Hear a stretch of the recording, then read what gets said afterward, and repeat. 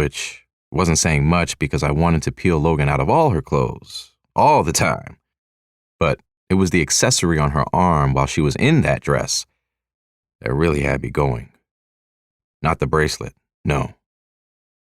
Who the fuck is this nigga? With my hands in my pockets, I broke away from my family to approach where Logan was walking arm in arm with some dude who looked like he was fresh off a Sugar and Spice cover.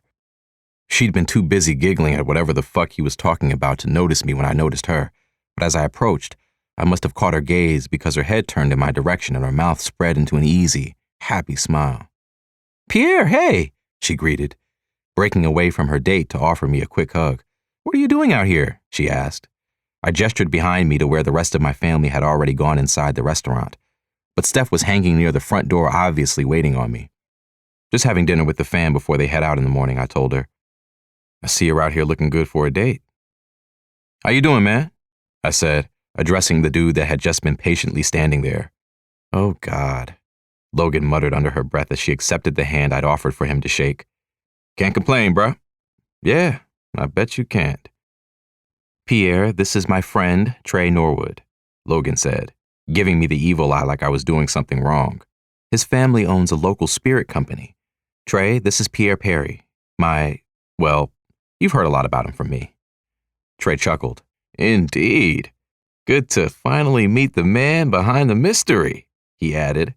And I didn't know what that shit was supposed to mean, so I didn't like it. So I was about to ask about it when another woman walked up and Trey slipped an arm around her. Immediately, I caught that their vibe was much more intimate than anything that had been going on with him and Logan when I spotted them. "Pierre, this is Zariah Whitfield, Trey's girlfriend. It's been a while since I've been able to catch up with both of them, and since this was my night off from work, they asked if I wanted to get dressed up and join them for dinner." Oh.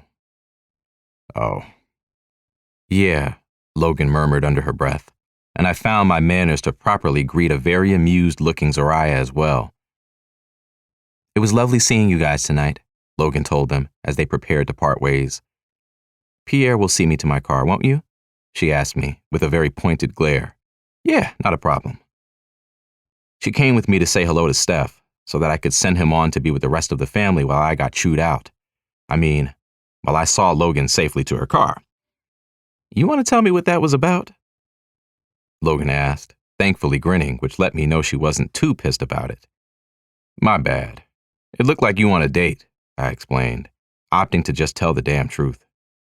"You're out in public with this dude, out in public with Anthony's corny ass, with no problem, but me and you gotta damn near pretend we don't even know each other." "That is an exaggeration and you know it," Logan laughed. "Before shooting started, you and I grabbed dinner together plenty of times. I've never said anything about having a problem being seen with you. Yeah, on a professional level. I'm talking about romantically. You can be out looking like this for a date night with other niggas, but not me?" Logan huffed. "Have you asked?" "If I did, what would the answer be, Logan? What are we even doing?"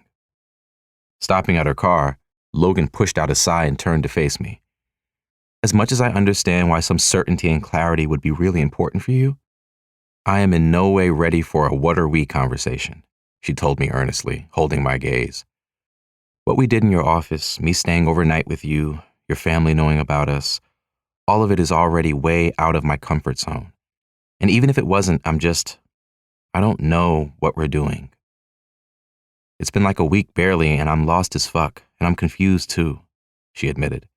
"But at the same time, I'm also very certain whatever it is that we're doing, this dynamic we've created, it feels good.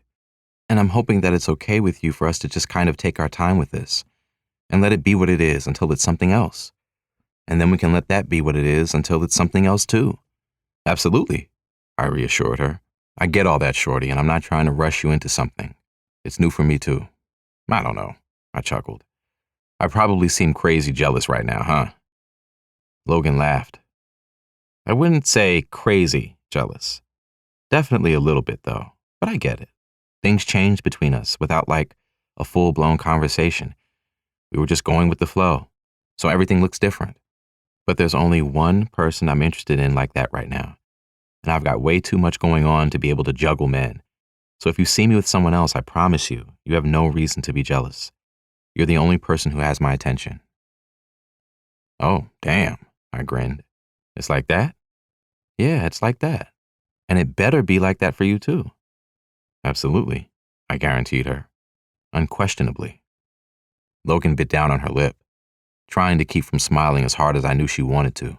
So, I should probably let you get to your family, she said. I saw that completely adorable picture of you and Marie's baby. Thank you for actually giving that social media thing a try. That was an excellent addition to your feed.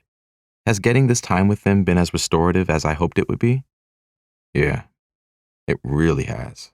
Good call. She nodded, then stepped away from her car door, giggling when I opened it for her before she could do it for herself. I'll see you in the morning, okay? Yeah, you will. She surprised me a bit by glancing around to see if anybody was looking in our direction before she leaned in to give me a quick kiss. She didn't even say anything else after that, just climbed in her car and pulled off, leaving me to make my way back to the restaurant, feeling good as fuck about the clarity just that quick conversation had given me. It must have been all over my face when I got back to my people because as soon as they saw me, they laughed. Steph says I'm wrong for not telling you who it was when you saw Logan with Trey, Nubia said as I took the seat she'd saved for me beside her. The look on your face was just so crazy I couldn't pull myself together to tell you before we had to go ahead and go in. And you were already walking off like you were on a mission, and I was trying to see what was going to happen, and it's cool, Nubia, I laughed. I got my little feelings hurt for a second, but that's the price I paid for jumping to conclusions. We're good, though. Me and you, or you and her? She asked. I grinned. Both.